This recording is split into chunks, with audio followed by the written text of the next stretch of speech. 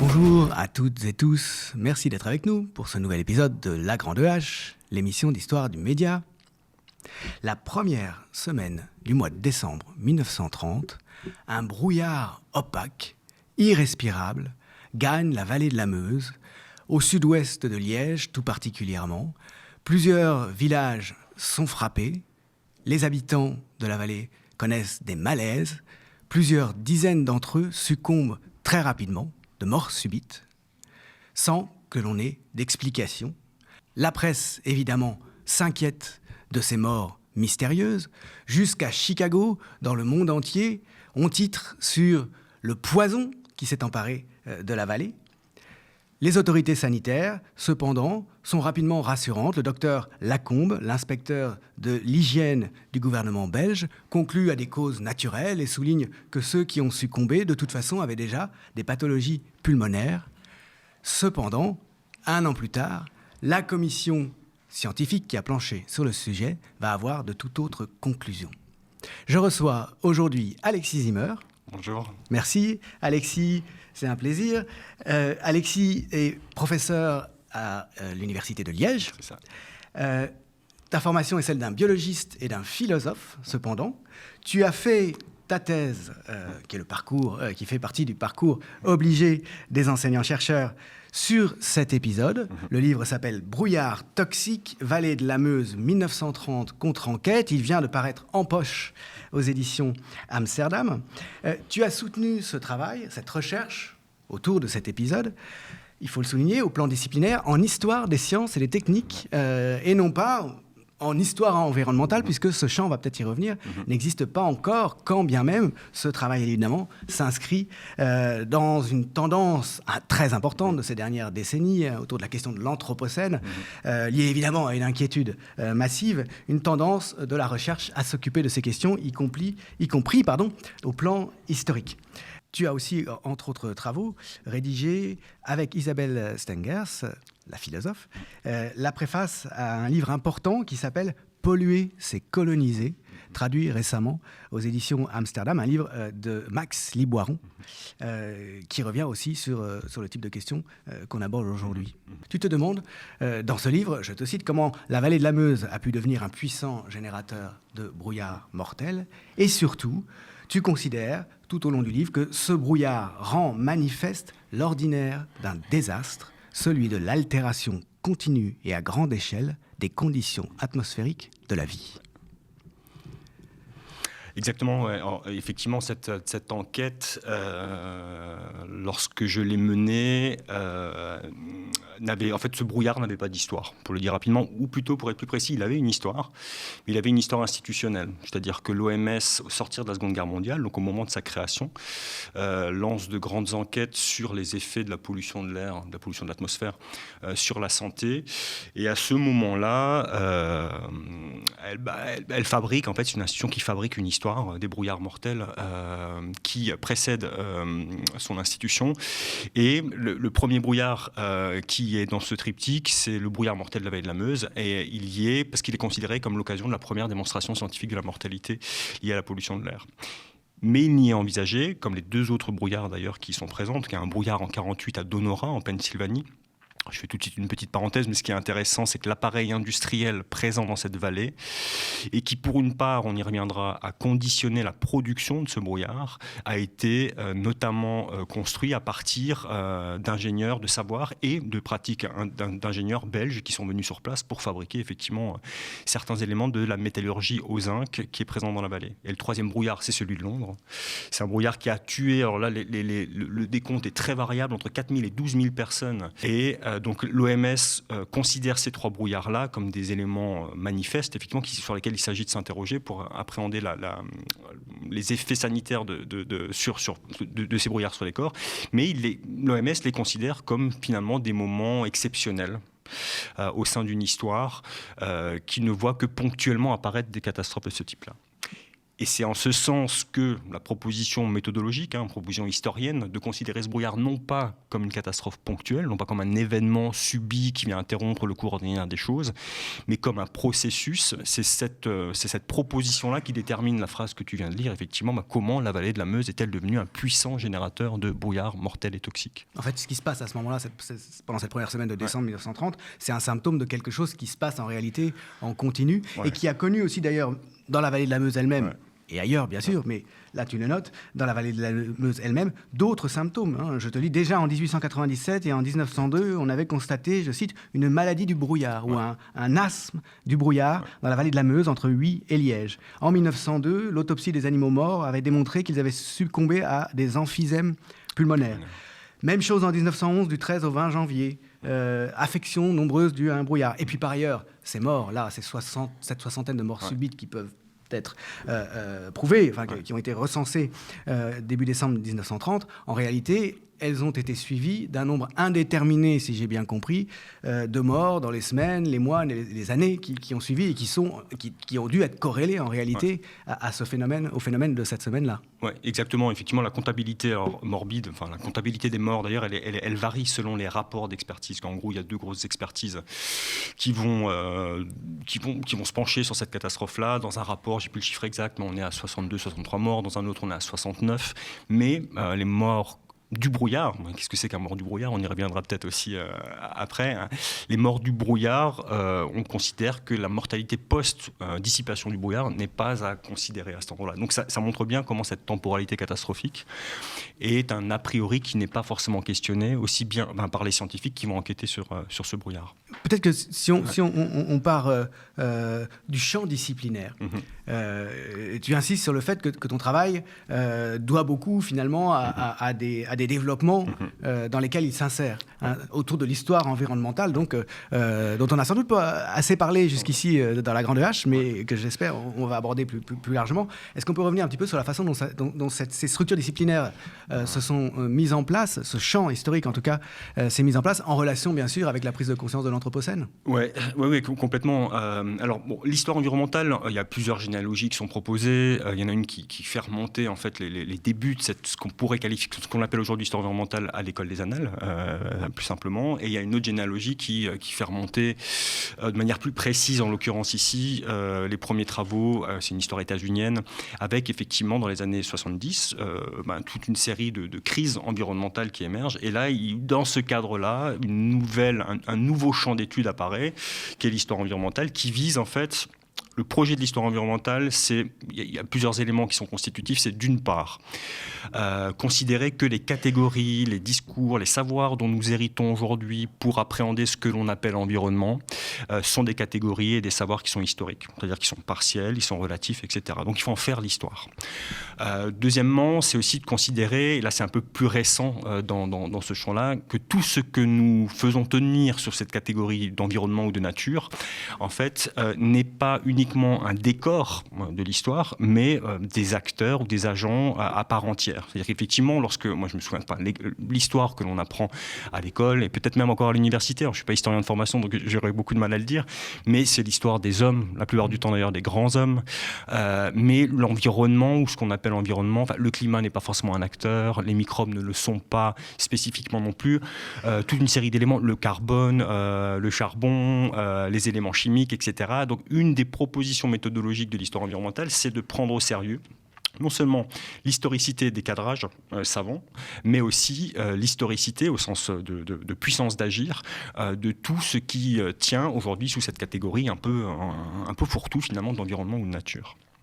Et plus récemment, donc il y a vraiment aussi tout un courant spécifiquement francophone qui s'est développé depuis une vingtaine d'années maintenant. Quelques noms ici, parce que je crois que c'est important, parce que ce livre n'aurait pas pu être écrit sans ces travaux. Donc il y a évidemment Jean-Baptiste Frézoz, Thomas Leroux, Geneviève Massard-Guibaud, Soraya Boudia, j'en oublie très certainement beaucoup. Mais un des points importants une des contributions majeures de ce champ-là, c'est notamment une proposition de contre-récit, puisque, en gros, le récit qui dominait, qu'on avait à disposition concernant la prise en considération des effets environnementaux des pratiques humaines, notamment industrielles, c'est 92, pardon, le sommet de Rio. Découverte subite, notamment dans toute une partie de la sociologie, ce qu'on appelle la sociologie du risque, une découverte subite en fait des conséquences. En fait, nous aurions été ignorants jusqu'à présent des conséquences massives des pratiques industrielles, humaines, etc. sur l'environnement, et nous sortirions progressivement de cette inconscience partagée pour découvrir effectivement la nécessité de prêter attention aux effets environnementaux de plus grande ampleur, et l'anthropocène fait partie des catégories qui émergent à ce moment-là, des pratiques humaines sur les environnements. Et donc là, typiquement, la proposition, c'est Jean-Baptiste Frezos notamment qui l'évoque en ces termes, plutôt que de considérer que nous découvrons subitement l'ampleur des dégâts engendrés par les sociétés industrielles, il s'agit plutôt de s'interroger sur la façon dont une industrialisation contestée dès ses débuts, pour des raisons notamment environnementales, comment nous sortons de cette amnésie d'une histoire, d'une industrialisation contestée depuis longtemps. C'est-à-dire qu'en réalité, si elle s'est développée, si elle a surmonté des protestations dont on a perdu jusqu'à la trace, c'est parce que justement c'était dans un cadre bien particulier qu'on pensait l'ensemble. C'est-à-dire, ce cadre, c'est celui de la maîtrise de la nature par les hommes, de la nature comme voué à être un instrument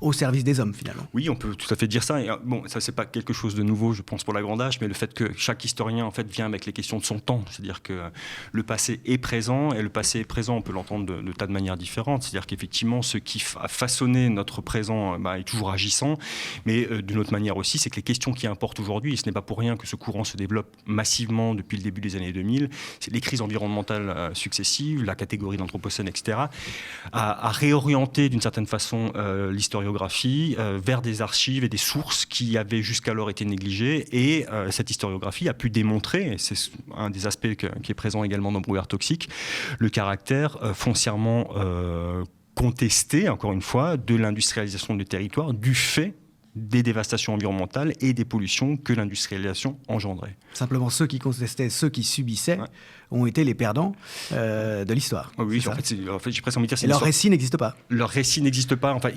on en retrouve des traces dans les archives, mais il fallait effectivement il fallait en produire des récits plus substantiels, permettant de faire exister, ce que c'est souvent en fait les contestataires. Pour une part, là, je suis un tout petit peu caricatural, mais pour une part, ce sont effectivement des communautés paysannes, des villageois, toutes celles et ceux dont l'activité, notamment de subsistance, mais pas que, l'activité était remise en question par ce déversement généralisé d'émanations industrielles sur les territoires alentours. Donc l'élevage devenait compliqué, l'agriculture devenait compliquée, puisque tout simplement, en fait, ces fumées dévastaient ou bien les bêtes ou bien les cultures. Lorsque tu en arrives au bilan du livre, je te cite, tu écris « Brouillard toxique », c'est le titre du livre, ce n'est pas les brouillards eux-mêmes, mais le livre. Ce livre rend compte de l'incapacité théorique et pratique des experts de la communauté scientifique à enrayer la dégradation continue de la situation sanitaire, intérieure et extérieure, des établissements industriels. Ouais, alors là, quand tu me dis ça, il y a plein de choses qui surviennent. La première des choses, c'est qu'effectivement, ça a un peu changé depuis l'écriture de ce livre, qui est un livre qui a été publié en 2016, donc la réédition en poche est plus récente. C'est certains acteurs, en tout cas, peuvent avoir tendance à faire confiance au savoir scientifique, comme il faut d'abord savoir documenter une situation, et à partir de là, des décisions d'ordre politique pourront venir effectivement s'y greffer, s'y appuyer, pour tenter d'améliorer la situation. Parce que savoir, ça sera forcément neutre. Les savoirs sont forcément neutres. Tu poursuis cette phrase en disant « Les savoirs qu'ils ont produits, ces acteurs, n'ont suffi à obliger les autorités politiques et administratives à prendre les mesures adéquates pour éviter la catastrophe. » Oui, effectivement, parce qu'en fait, ce que je cherche à démontrer dans ce... Alors, un point de méthode. Ce que je cherche à démontrer dans ce livre, en considérant la catastrophe non pas comme un événement ou une interruption, mais comme un processus, c'est tenter de détailler l'ensemble des processus, enfin l'ensemble, une certaine partie des processus qui ont fabriquer en fait ce territoire catastrophique. Et là, j'ai plusieurs pistes. Je vais notamment passer, ça c'est typique de l'histoire environnementale, par 2 chapitres qui sont consacrés à la production du charbon. Mais quand je dis production du charbon, il s'agit ici d'entendre non pas le charbon comme matière première à disposition, mais au contraire la production du charbon en tant que ressource. Pour fabriquer le charbon en tant que ressource, en fait, c'est toute une série de dispositifs légaux, techniques, savants, qu'il faut fabriquer pour que quelque chose comme du charbon puisse émerger en tant que ressource. Une autre piste que je suis, c'est celle de l'expertise scientifique. Une des questions que je me pose, c'est effectivement comment se fait-il que, en 1930, il soit considéré que la seule parole véritablement légitime pour dire ce qui a tué et ce qui, dans ce brouillard, a tué, soit une parole scientifique. Or, tu l'as évoqué au tout début, première phase de cette histoire, on a le docteur Lacombe, donc représentant de l'Institut d'hygiène de la province de Liège et représentant donc de l'État, nie en fait toute action des industries dans cette affaire. Il parle de cause naturelle. Il parle de cause naturelle. En fait, c'est la chute brusque de température et des corps, comme tu l'as évoqué, prédisposés à subir les effets du brouillard, qui expliquent en grande partie cette mortalité subite. Or, contestation sur place à divers échelons, local, les bourgmestres de la vallée, les habitants de la vallée, par voie de presse notamment, ils s'expriment énormément. Il y a de très beaux énoncés. En fait, nos poumons protestent contre toute conclusion qui en viendrait à innocenter les usines. Mais également protestation au niveau plus gouvernemental. Il y a notamment, il y a le médecin personnel de la reine belge de l'époque qui dit un brouillard n'a jamais tué tout seul. Et la SDN, Londres, la commune de Londres également. La Société des Nations. La Société des Nations demande effectivement au gouvernement belge à ce que toute la lumière soit faite sur cette catastrophe. Donc on a une multiplicité de contestations qui oblige finalement le gouvernement à mettre en place une enquête un peu plus consistante qui va mobiliser un cortège d'experts scientifiques, chimistes,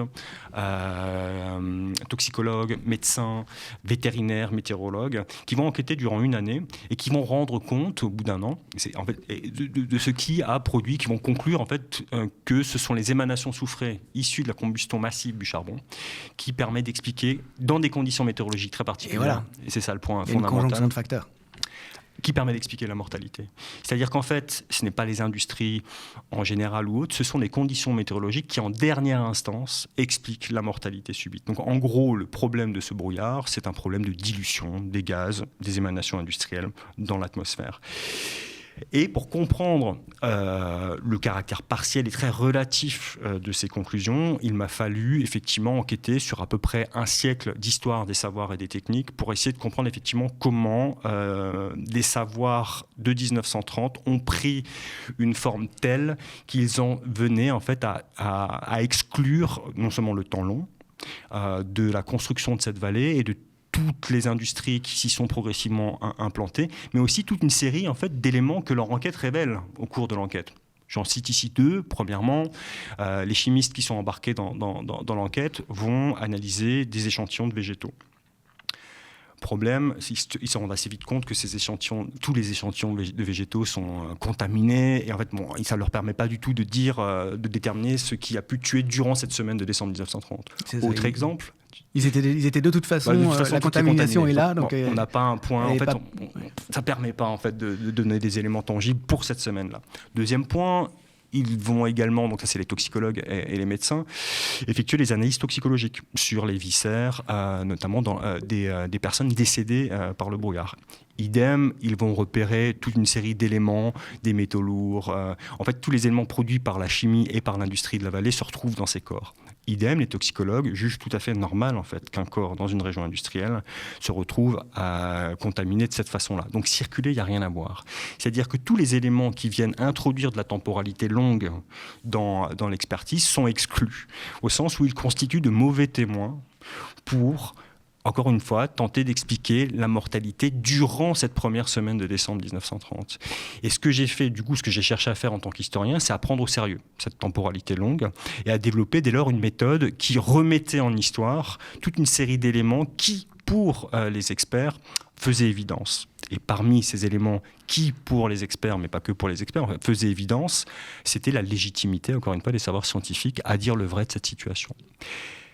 Et ce point est important parce que ça explique aussi pour une part, ce que je n'ai pas dit avant, qu'une bonne partie des historiens de l'environnement aujourd'hui, notamment en France, mais pas que, sont issus de ce qu'on appelle l'histoire des sciences et des techniques, notamment de la branche Science Studies. En gros, les Science Studies, c'est un ensemble de disciplines et de méthodes de recherche qui appartiennent aussi bien à la sociologie, à l'anthropologie qu'à l'histoire, qui prennent au sérieux l'historicité des savoirs scientifiques. C'est-à-dire qu'en fait, l'objectivité est située, elle est relative, elle est partielle.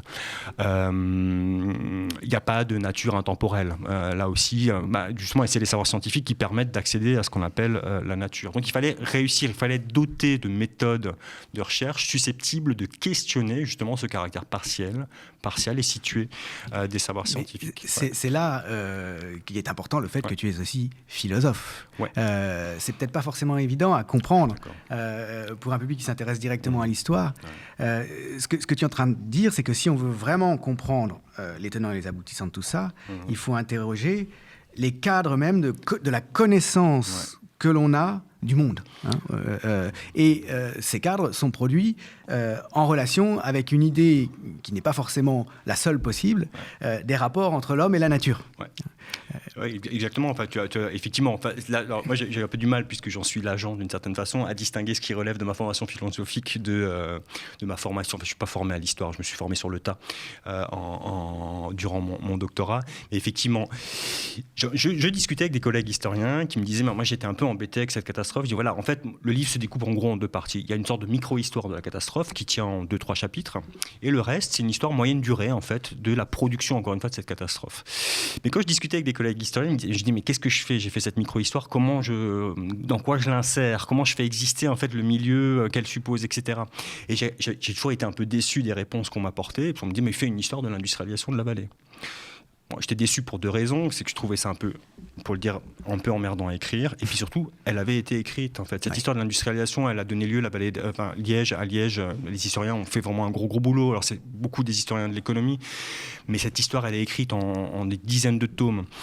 Et je me disais, mais comment réussir, en fait, à rendre compte, encore une fois, mais au sens au sens rigoureux du terme, de l'historicité de cette catastrophe. Et l'historicité, il faut l'entendre aussi bien d'un point de vue matériel, c'est-à-dire que la matière ou ont une histoire, qu'au sens discursif. Les discours, les catégories d'entendement, etc., les cadres, sont aussi produits par une histoire. D'où la nécessité de revenir, en gros, à un siècle et demi, un bon siècle et demi, auparavant, pour comprendre comment, encore une fois, le charbon est devenu une ressource, et expliquer pourquoi l'atmosphère est appréhendée d'un point de vue moléculaire. Pour nous, c'est évident. Effectivement, si on fait une analyse de l'atmosphère, elle est composée de tel et tel composé, etc. Donc, temps et temps de soufre, temps et temps de CO2, temps et temps d'oxygène, etc. Or ça s'invente au XIXe siècle. Et ce qui est intéressant, c'est que ça s'invente précisément dans le creuset d'une contestation de l'industrialisation. C'est-à-dire que le fait de moléculariser l'atmosphère est lié à l'industrialisation des territoires et à la nécessité de fabriquer des nouveaux savoirs, à même de rendre compte de cette industrialisation, mais aussi... Là, je vais essayer de bien le dire, parce que c'est pas forcément quelque chose qui est une intentionnalité individuelle, mais aussi en fait de minorer des savoirs qui rendaient l'industrialisation beaucoup plus problématique. Je vais m'expliquer, ça veut dire quoi ? Avant l'invention de la chimie scientifique, en gros au XIXe siècle, les airs étaient essentiellement appréhendés via le prisme de ce qu'on appelle la médecine néo-hippocratique.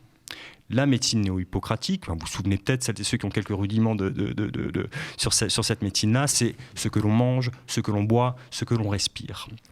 Et il y a une attention très particulière, il y a une variabilité. Vivre, par exemple, j'étais tombé sur des archives de ce type-là, dans le quartier des Marolles à Bruxelles, ou vivre sur les hauteurs, j'ai Cointe qui vient en tête, c'est Bruxelles, d'un quartier de Uccle à Bruxelles, ce n'est pas la même chose pour le corps. Pourquoi ? Parce que les aires proches, les Marolles, étaient encore un lieu de marais, etc., ou en hauteur. En fait, l'air que l'on respire va déterminer la santé, le corps, etc. Or, disposer de ce type de savoir-là, au moment où des industries s'implantent, déversent des quantités inouïes d'émanations soufrées, chimiques, chlorées, etc. dans l'atmosphère, c'est pas compatible. Et donc, il a fallu, et là, en fait, on rentre dans toute une histoire, en fait, il a fallu se doter d'autres savoirs pour rendre compte, non seulement rendre compatible l'appréhension de ces transformations avec l'essor industriel. Peut-être que l'exemple peut-être le plus pertinent pour tenter de comprendre ce que j'essaye de dire là, c'est à la fin du XIXe siècle, vous avez deux sciences nouvelles qui émergent, la toxicologie moderne et la bactériologie. Toxicologie et bactériologie je les considère comme des propositions de cadrage. Pour la bactério, de maladies infectieuses, pour la toxico, de maladies toxiques, de métaboliques, etc. En quoi elles font une différence avec les savoirs qui précèdent ? C'est que plutôt, quand on dispose d'une médecine néo-hippocratique, on va questionner un ensemble de transformations qui affectent les milieux. Donc ce n'est pas simplement la qualité de l'air, mais c'est tel atelier qui s'est implanté dans tel quartier, c'est telle fumée, c'est l'humidité, etc., etc. Or, l'industrialisation et l'urbanisation du XIXe siècle ont radicalement transformé en fait, des relations socio-environnementales majeures. Et donc en fait, on se rend compte que multiplication des épidémies, multiplication de pathologies dont on a un peu du mal à comprendre les tenants, etc. En fait, si on prend au sérieux la médecine néo-hippocratique, on va ralentir les gars, parce qu'en fait, là, on est en train de faire une expérimentation à grande échelle qui n'a pas l'air de faire du bien, en fait, à la population. Or, bactério et toxico ont ceci d'avantageux qu'elles ne cherchent plus dans l'ensemble des transformations socio-environnementales quelles pourraient être les causes en fait, de la production de ces pathologies, mais elles vont attribuer cette puissance pathologique soit à des substances chimiques, la toxicologie, soit à des microbes pour la bactériologie. Donc elles vont les sortir de leur contexte au fond. Exactement. Et là, je crois que c'est fondamental pour l'histoire des sciences, c'est qu'effectivement la bactériologie peut un peu naïvement souvent être considérée comme une science qui a, plus robuste, plus consistante. En fait, le progrès des sciences. On sait maintenant que le choléra, c'est telle et telle bactérie. Or, on peut prendre tout à fait les choses par un autre bout et de se dire en fait que si la bactériologie est devenue, a pris d'une certaine façon dans ce monde-là, c'est qu'elle offrait une proposition qui permettait de ne pas avoir à re-questionner l'ensemble du milieu transformé, mais à tenter au contraire de pister les lieux de passage de tel ou tel microbe, de telle ou telle bactérie, et de retracer la chaîne causale de circulation de ces microbes au corps jusqu'à la maladie. Donc associer des puissances pathogènes à des substances chimiques ou à des microbes, en fait, ça permet de ne plus avoir à réinterroger l'ensemble des relations transformées. Donc ça sépare le phénomène de l'ensemble social et environnemental dans lequel il se développe. Exactement.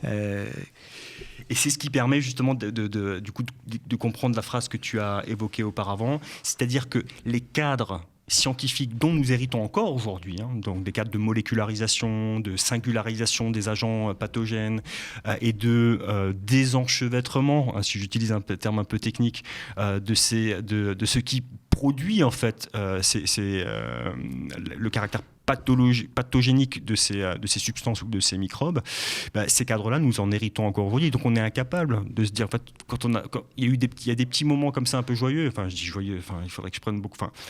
C'est vite dire que des moments joyeux, mais au tout début de la pandémie de Covid, effectivement, il y a très rapidement, il y a quand même eu des discours qui disaient mais en fait c'est un système économique de circulation généralisée des marchandises et des humains. Qui se trouve en fait remis en cause. Et qui a été complètement rabattu et on a rejoué en fait quelque chose de l'ordre de ce que l'on sait faire depuis un siècle et demi, c'est-à-dire qu'on a attribué à la maladie un virus, on a empêché sa circulation par le confinement dans un premier temps, et puis ensuite on a adapté les corps à sa rencontre possible par la vaccination. Et ça a permis de préserver tout le reste, de continuer. Et de continuer de plus belle. Ouais. Quand tu décris comme ça la séparation par la technicité, la précision du savoir de tel ou tel phénomène de l'ensemble, ça me fait un peu penser à la division du travail. Là, il y a une division du savoir qui permet d'être plus efficace, mais qui en réalité permet de mettre en exploitation le monde. C'est ça, de mettre... ça fait penser au plantationnocène, à toutes ces notions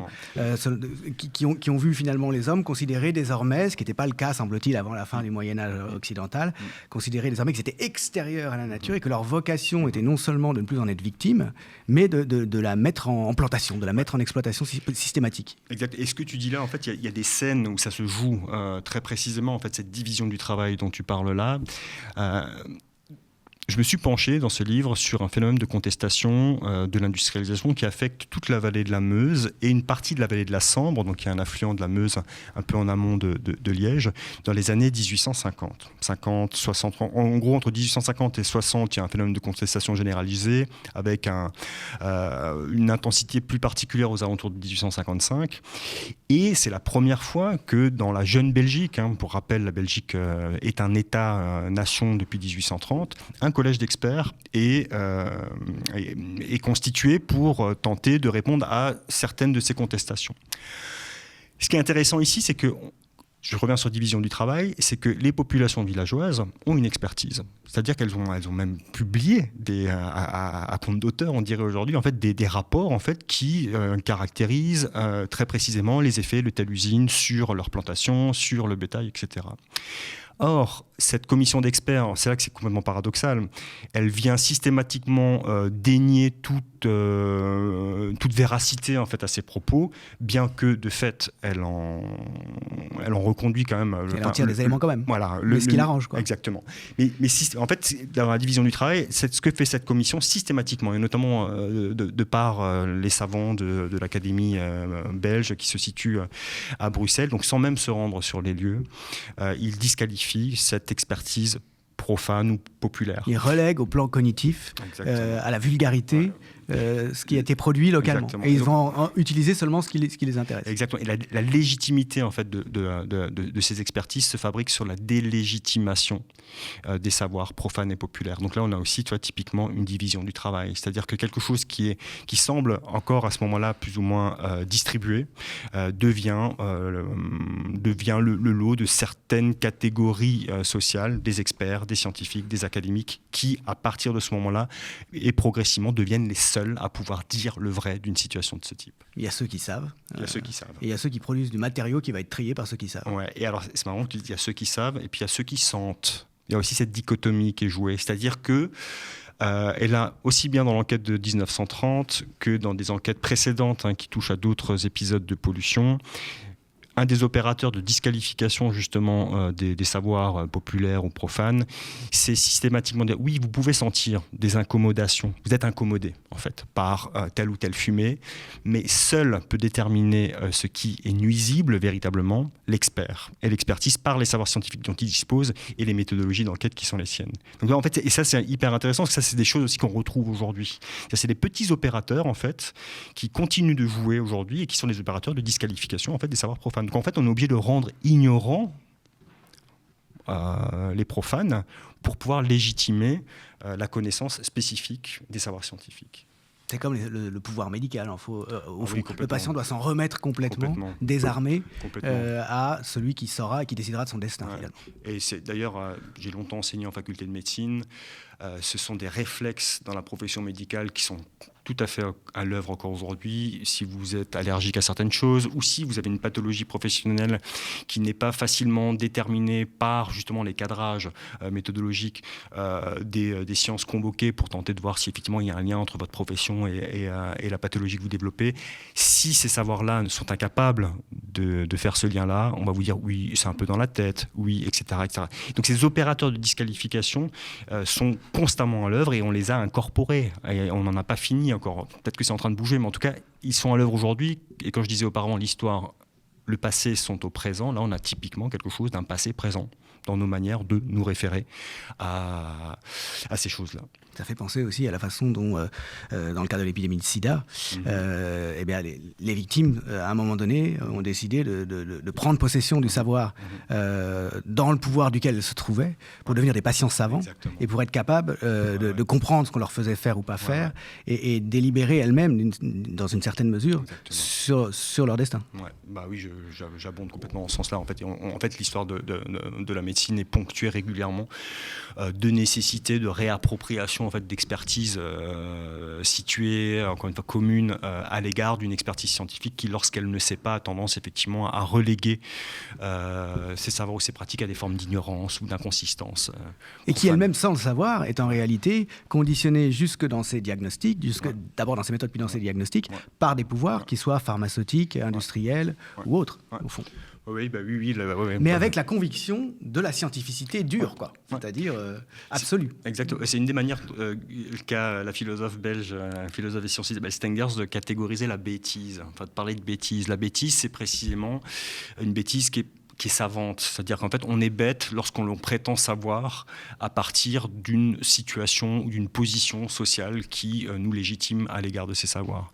Et typiquement on va nier le fait que telle ou telle chose puisse produire tel ou tel effet pathologique parce que notre science nous dit que non. Et en fait on va pousser jusqu'au bout, et ça c'est un signe de la bêtise, en fait, être persuadé de ses savoirs, être persuadé de sa prétendue rationalité à ces endroits-là. Donc les sciences courent le risque d'être bêtes très régulièrement. Et la bêtise est nuisible. Donc. Et la bêtise est nuisible, au sens très concret du terme, exactement. Puisque ça, encore une fois, c'est des vies qui sont en jeu à cet endroit-là. Il y a aussi un point, une critique à laquelle, qu'on m'a adressée, mais qu'on adresse aussi, qu'on a adressé à d'autres chercheurs en anthropologie, en histoire des sciences, c'est de dire que faire cette critique des savoirs scientifiques, dans une époque que l'on pourrait qualifier de trumpienne, de fake news, etc., où en gros, l'époque a changé, c'est-à-dire qu'on sort d'une période où il y avait une confiance aveugle dans les savoirs scientifiques, confiance aveugle notamment portée par l'État et les industriels, à une époque où, au contraire, les savoirs scientifiques sont fondamentalement remis en question du fait que ce sont des savoirs d'alerte environnementale. Ils redeviennent des savoirs d'alerte, le changement climatique, l'intoxication généralisée, les polluants éternels, etc. Donc en fait, on va se dire, mais en fait, si tu critiques comme tu le fais les savoirs scientifiques, tu participes de ce mouvement de décrédibilisation des savoirs scientifiques. Or, moi je crois qu'il est vraiment important ici de préciser ce point. C'est une des manières que j'ai habituellement de répondre à ça. C'est tout le contraire. C'est de dire précisément ce qui fait que nous sommes devenus collectivement capables ou susceptibles de croire des propos qui n'ont aucun sens. C'est précisément que nous avons été acculturés à ce que produire des faits scientifiques veut dire. C'est-à-dire que cette culture de la foi, ou plutôt de la certitude, exactement. Et non pas de la foi, parce que la foi, il y a encore du doute, mais cette culture de la certitude dans les faits scientifiques établis par ceux qui sont compétents, c'est celle qui a pu, par exemple, faire passer pendant des décennies des expertises médicales commandées par les fabricants de cigarettes qui démontraient de manière irréfragable et scientifique que la cigarette ne provoquait pas le cancer du poumon. Exactement.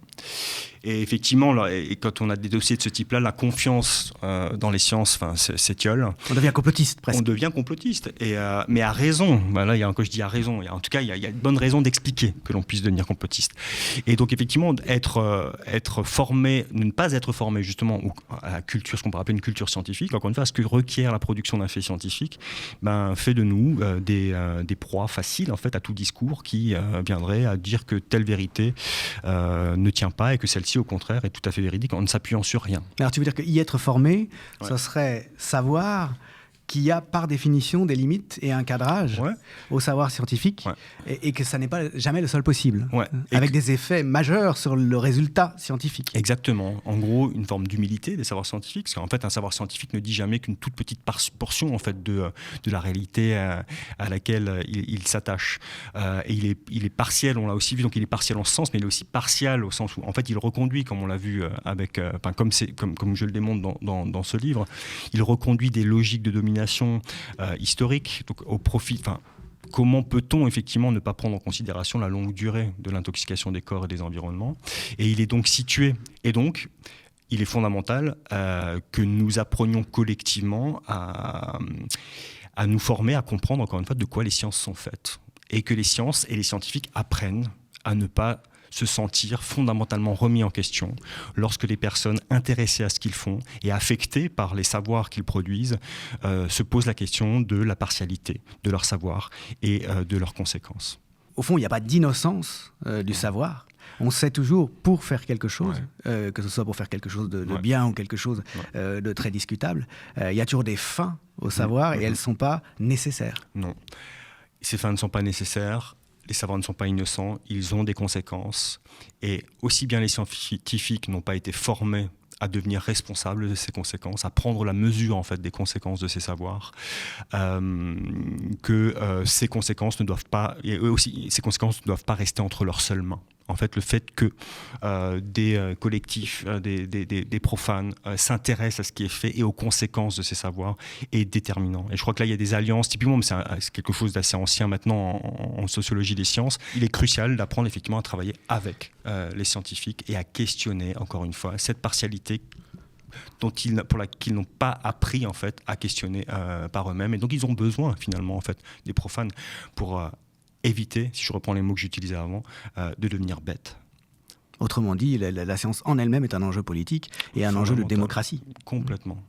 Contre ce que le sens commun pourrait laisser penser. Et elle ne doit surtout pas se prétendre hégémonique. Il y a d'autres types de savoirs, d'autres manières de faire, qui ont tout... et on a un peu dévasté, justement, toutes ces autres formes de savoir.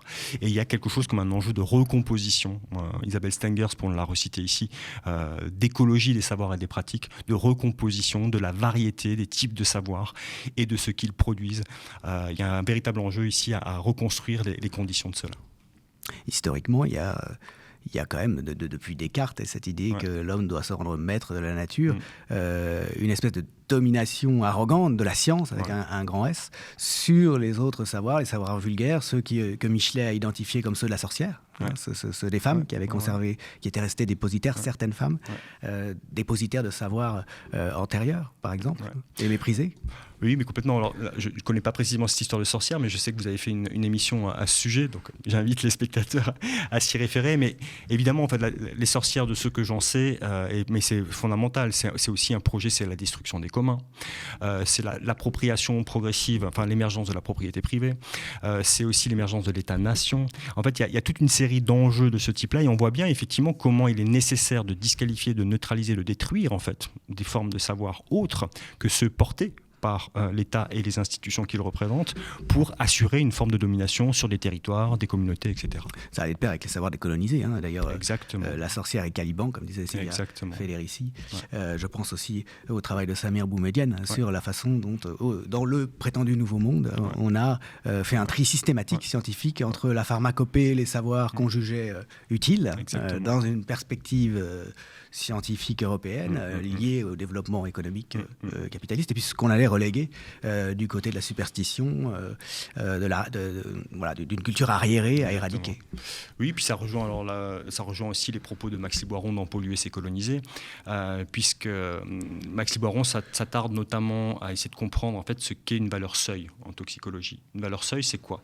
C'est un niveau en deçà duquel il est jugé tout à fait possible de polluer un territoire.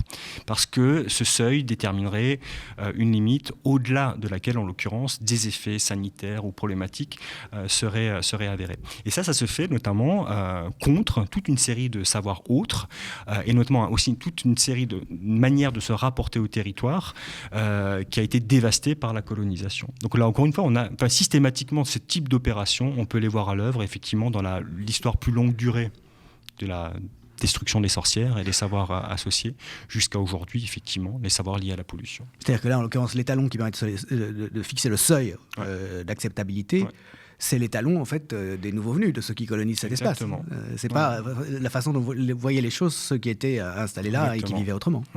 Et ça conduit d'ailleurs, ce qui est assez loufoque, ça conduit d'ailleurs certains experts scientifiques à recommander à certaines populations autochtones de ne plus se nourrir de certains poissons, une fois que l'on s'est rendu compte que ces seuils, finalement, n'avaient pas produit les effets escomptés. Et ces populations-là, et là les experts ne comprennent pas, disent mais non, en fait, on ne peut pas se couper du poisson, parce que manger du poisson est péché. Ce n'est pas simplement une question de santé, c'est une question d'organisation de vie sociale. Ce sont des savoirs qui sont transmis, et surtout, encore une fois, ce n'est pas le poisson qui est responsable de cette affaire. Et rompre en fait nos relations avec le poisson, c'est précisément se retrouver embarqué dans le projet moderne de séparation généralisée, comme on a pu le voir avant, des choses et des hommes. Merci beaucoup, Alexis Zimmer, pour cette discussion absolument passionnante qui est partie d'une semaine terrible, début décembre 1930, qui a vu au moins une soixantaine de personnes mourir de mort subite à cause d'un brouillard toxique. C'est la petite histoire, la micro-histoire dont tu pars dans ce livre. Brouillard toxique, Vallée de la Meuse, 1930. Contre-enquête, ce livre qui va interroger la production des savoirs en général dans son historicité, avec des enjeux évidemment brûlants pour le présent.